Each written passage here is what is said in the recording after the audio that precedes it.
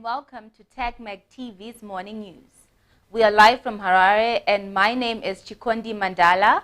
And my name is Raquel Kambasha. Today, our main headlines read, from the Daily News, we have public disregards corona measures as it continues to be business as usual for many people and churches. In the Herald, we have call for small gatherings heeded. In the Sunday Mail, we have strict measures to fight COVID-19. In Newsday, COVID-19 disaster as nurses plot strike. And now for the news in detail. Coming from the Newsday's headline today, we've got COVID-19 disaster, nurses plot to strike. Zimbabwe faces the grim prospect of failing to control the spread of the deadly coronavirus COVID-19 after it emerged yesterday that the country's health professionals were yet to receive the requisite training and protective clothing to handle the pandemic, which has so far globally recorded 13,671 deaths and 318,228 confirmed cases. To date, the country has officially recorded 2 cases, with a third undergoing further tests, according to the Health and Child Care Ministry. Okay, now this seems like it's an issue, actually, because last week we heard government preparedness for the COVID-19 disaster. We also had Professor telling us that there's also 3.2 billion. We also had a contradictory statement from the doctor saying that if presented with a coronavirus patient, they would not know what to do with them. And today, guess what? We've got the nurses as well plotting to strike. Now, this comes as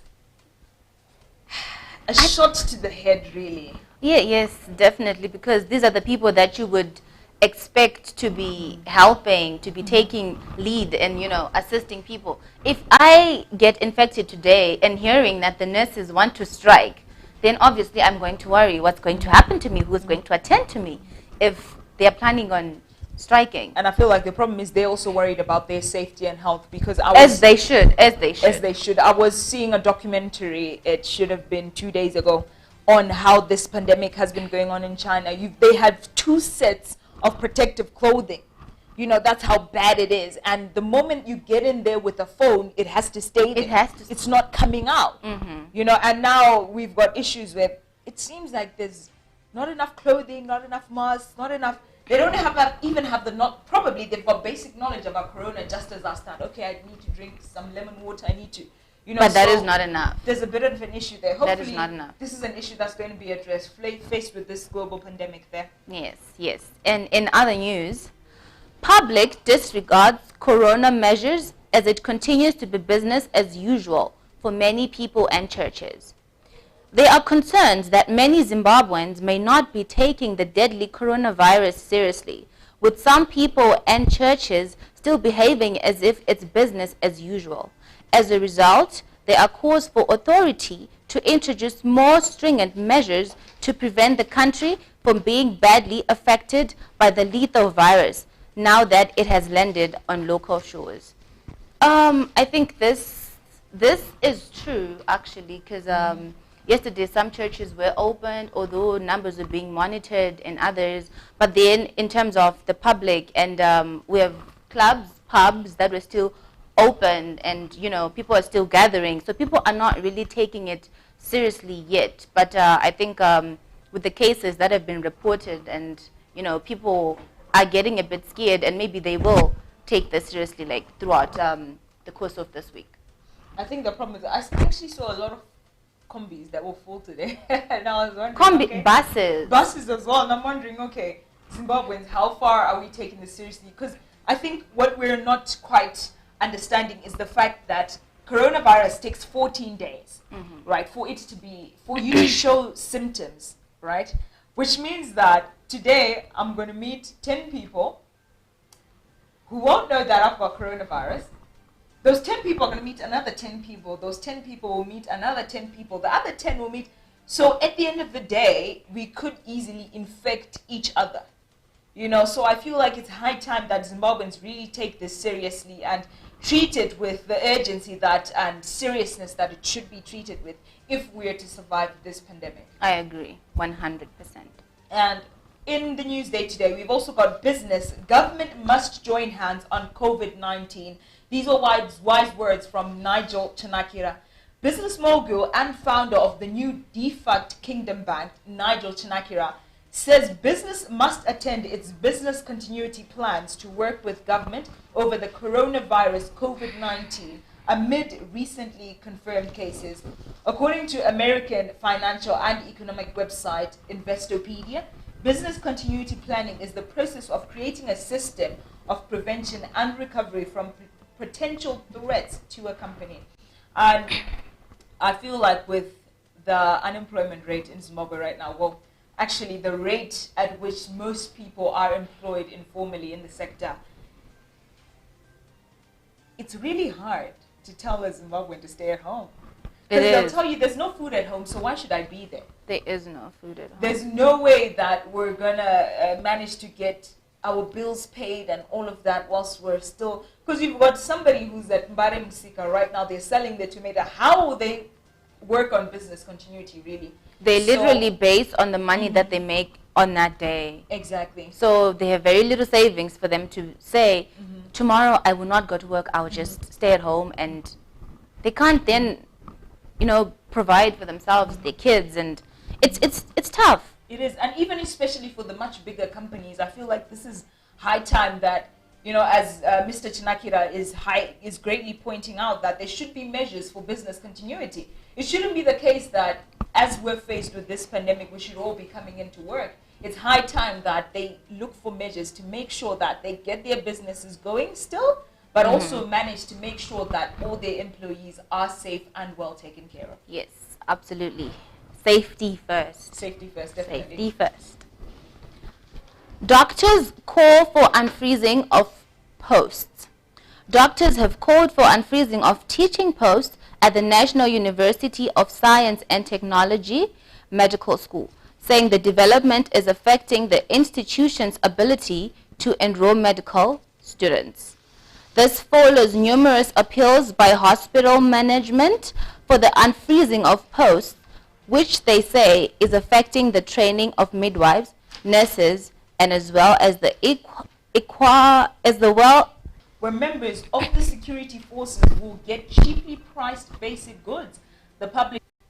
Africa's largest carrier, Ethiopian Airlines, has suspended flights to 30 countries as Ethiopia announced it had 9 cases of COVID-19.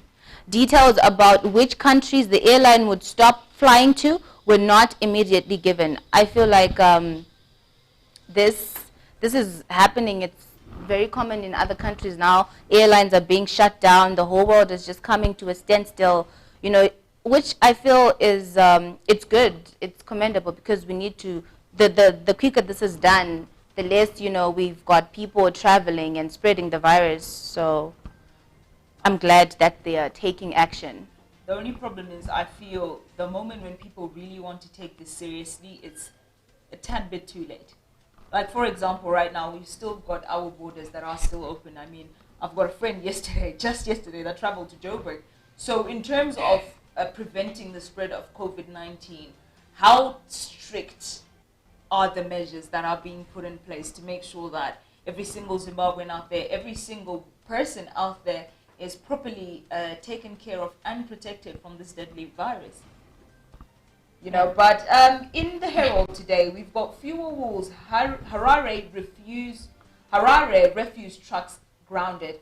Harare residents in areas serviced by council's refuse trucks should brace for delays in garbage collection as the local authorities' fleet is grounded owing to diesel shortages.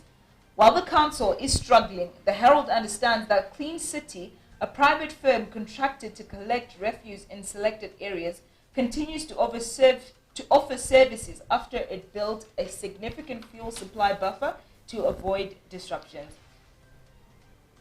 We have so many problems upon problems. The problems just keep piling up. They keep piling up. But, hopefully right now, I know we're really pressed for this COVID-19 thing. But at the same time, we also need to make sure that every other area, every other sector is well taken care of.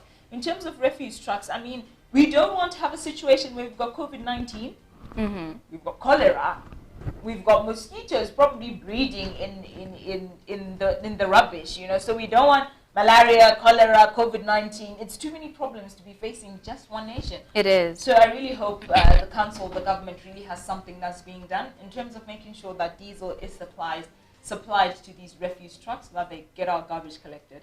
Yes. What else you got for us, Chico? On the business side of things, we have tobacco farmers to get half their earnings in US dollars. The Reserve Bank of Zimbabwe has said it will pay tobacco farmers half their earnings in US dollars after producers demanded forex payment due to a lack of confidence in the local currency. Tobacco is one of Zimbabwe's top export earners and last year brought in more than 50 million US dollars in earnings. There were fears farmers would withhold their crop if they did not receive payment in US dollars. I feel most people these days they prefer being paid in the US dollar because the Zim dollar, the value, it's just with the inflation, you can't really rely on it. So I think it's fair that it's only fair for the farmers to also ask that they be paid in US dollars because that is what everyone wants these days. Well, be that as it may, I also want US dollars now. you see where the problem comes in. Yeah. Hardworking as the tobacco farmers are, I mean, at the end of the day, I think this is something that they've been trying to push for even last year. I remember they were fighting so much, saying that getting their money in Zim dollar is not benefiting them at all. And hopefully now that at least half of their earnings are now coming in US dollar, their plea has been heard and hopefully something will come of it. Yes. And in the Sunday Mail yesterday, we had strict measures to fight COVID-19. President Mnangagwa has implored Zimbabweans to take maximum precautions to prevent the spread of coronavirus by limited travel and outdoor activities as the country braces for the introduction of stringent and disruptive public health safety measures to fight COVID-19. 2 cases of COVID-19 had been recorded in Zimbabwe as of yesterday afternoon, according to Health and Childcare Minister Dr. Obadiah Moyo. The first case, announced on Friday night, was of a Victoria Falls resident who recently returned from Manchester in the United Kingdom, while a 30-year-old man who visited the United States in February also tested positive yesterday. I feel like the problem here, this is really an issue for me. I don't know whether it's the problem with the editors that are supplying us this information, but I feel like it's been 2 cases of confirmed coronavirus. Okay, fine. Actually, it's one here, one pending from the 30-year-old who visited USA in February. Last year, we had a headline that said 2 confirmed cases of coronavirus. So correct my math here, but I feel like there are inconsistencies there. In terms of the numbers, they keep changing and they're remaining at 2. Something is not adding up. Something is not adding up. Not. They keep remaining at 2. And if we are to make sure that Zimbabweans take this issue seriously, I feel like the numbers have passed due. It's high time that we be told exactly what is going on. Yes, it is. Absolutely. Then we have more on coronavirus. Government calls for calm as corona cases rise. Anxious Zimbabweans are praying that they will be spared the worst following the weekend outbreak of the deadly coronavirus, which has killed thousands of people around the world. This comes as Zimbabwe recorded its 2nd case of coronavirus yesterday, a day after the country confirmed that a Victoria Falls man had tested positive to the lethal virus. So in this report, we also have them confirming that Zimbabwe only has 2 cases so far. So maybe they're right. Maybe we are still standing at 2 cases right now, but I think we need to be careful throughout this week so that we don't have more cases, because we definitely do not need more cases here in Zimbabwe. Our life is tough as is. We certainly do not need more problems. Well, be that as it may, we've got 2 confirmed cases, but that's not the issue really. The issue is the fact that we've got 2 people that were confirmed to have coronavirus, right? Which means there's a window period of another 14 days for the people that those people came into contact with. So at the end of the day, it shows that we've got really reason to worry. In as much as we should be calm about the whole situation, but I feel like it's high time that social distancing be taken seriously to make sure that we prevent the spread of coronavirus. Absolutely. Okay, and in the Sunday Mail today, we also have Prophet Makandiwa foretold coronavirus. Prophet Makandiwa said the disease would originate from under the sea. Thousands, if not millions or billions, are going to die. So don't say it wasn't public. We need to keep praying because they cannot cure it. I am concerned. I want people to live, to be happy. Imagine you're watching your television and you see people dying. Thousands. It's a plague. It will be flying in the air. Our learned people will cry and they ask God to help them. It will be painful. It's a plague. I am saying it so that we pray against it. 2 months later, Prophet Makandiwa repeated the prophecy about the disease. I saw people falling like leaves and dying. Something will bring that disease from the sea to the land of the living. It's a plague that only God can stop. They will do everything, but God shall give a solution to his people, said Prophet Makandiwa. In other news, Chico, what do you have for us today? Zim diverting attention, says the U.S. The United States Senate Foreign Relations Committee has said the Zimbabwe government is good on diverting attention from their failed policies and human rights abuses. This comes a few days after ZANU-PF aligned Broad Alliance Against Sanctions this week told the Parliamentary Portfolio Committee on the Foreign Affairs that U.S. Ambassador to Zimbabwe Brian Nichols tried to bribe them with cars and houses so that they stopped their anti-sanctions campaign. What do you have for us in other news?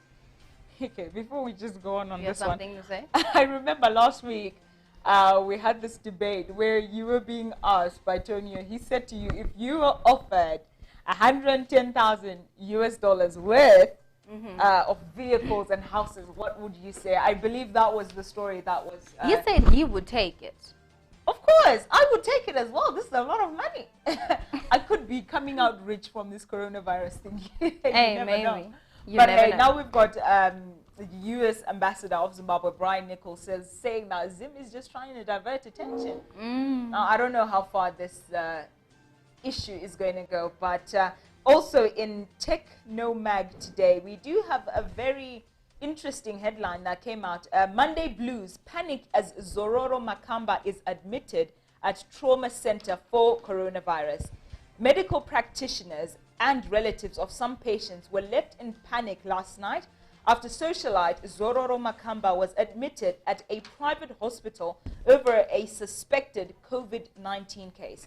Makamba, who is reported to have contracted the pandemic virus in New York, is admitted at trauma center instead of Wilkins, but COVID-19 suspects are initially taken for screening purposes. Relatives of other patients currently at trauma center have raised their concern over the move, fearing the spread of the disease on innocent patients. I feel like this is definitely something that we need to worry about, because if we've got other patients being given special treatments, I don't know in the name of what, that he would have obtained this special treatment, but really is posing a real serious threat to other patients who probably have weak immune systems, probably have lung diseases already or something like that. And I don't know if trauma center actually has the capacity to deal with such an infectious disease. It would probably have been safer, you know, for them to take him to Wilkins at first, see what to do from there, but to have him taken to trauma center, that's something we definitely should be worried about. I understand the people that are concerned about this, concerned about the well-being of their relatives who are admitted at trauma center. Absolutely. And that was all the stories that I had for you today. Cool. Chico, what else do you have for us? Then our last headline today reads, Comair suspends flights over COVID-19.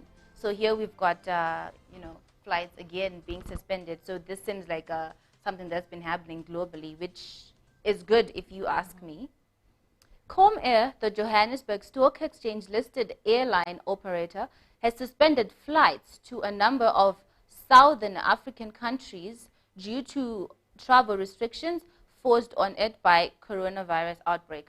There's certainly nothing new here. I think this is what's been happening. Most airways are closed.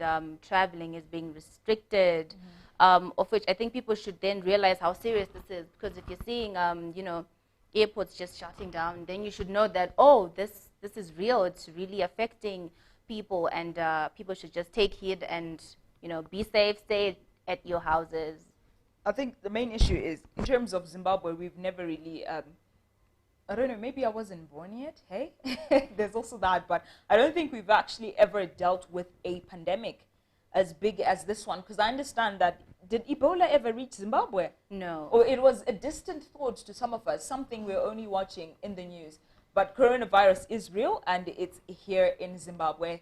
Well, in terms of the Sunday Mail, the Newsday, the Herald, and Tech Nomad, that's all the stories that we had for you today. For more information and more stories, go to www.technomag.co.zw. And you can also go to www.techmag.tv. And for our Facebook, YouTube, and our Twitter, simply go to TechMag TV. And of course, if you are watching us on YouTube, just go there and hit your like button. Also make sure you subscribe. Just wait for it. Right there. Just make sure that you subscribe and make sure that you stay in tune and you follow more of our stories in detail. That's all we had from me, from Raquel Kambasha and Chikondi Mandala. Thank you so much for joining us, and have a great day. We'll see you tomorrow.